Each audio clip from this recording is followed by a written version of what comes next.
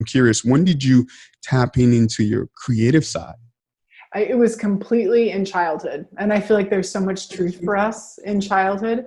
And I have this very vivid memory. I was always like outside, playing in the woods. And I remember this day in particular where I found a piece of bark. And I grew up in Alaska, so middle of nowhere, very small town, 120 people. Grocery store was 4 hours away. So we didn't go to stores unless it was like a big grocery run. So a lot of my play just came from what I was surrounded by. Going to the dump was like a fun thing because Wow. we would find things. And it's funny because even that like plays into our lives now. I love finding objects that no one has a use for and creating something beautiful out of it and giving it like new life. So I have this vivid memory playing in the woods as a kid, finding a piece of bark that I thought looked like a mermaid's tail, brought it back into this like basement of our log cabin and making like a bodice of a mermaid and using blue yarn for hair.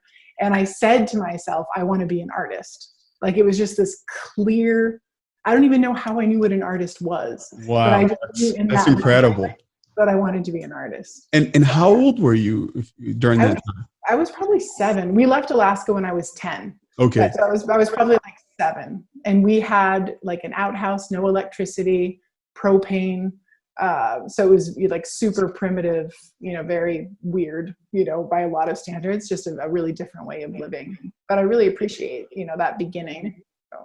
Wow, that's really fascinating. And I think, every artist have that moment in their life or time where something has occurred that kind of drive, their passion or their curiosity. And then it depends, sometimes some artists are not even aware of that was the time that kind of ignited, because some artists are very present in what they're doing now.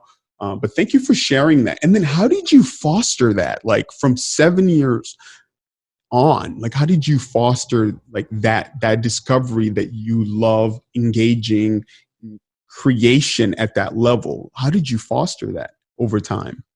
I mean, I really think because we lived the way that we lived, which was really disconnected in a lot of ways.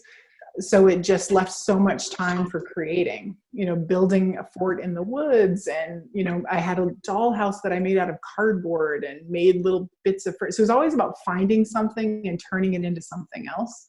And I think it came from lack of things that, that's what sort of bred my creative process. And I didn't see it as a bad thing. I didn't know anything else, but that just really invited me to be super inventive and to solve problems in different ways. If I wanted something, then I would figure out, what am I surrounded by and what can I use to create it? And I think that's just continued on. I've always been like a thrifter and, finding things for free on the side of the road. That's how, and I'm sorry, I keep going back to Apotheca, but I didn't start Apotheca with money. So it was literally, what can I find?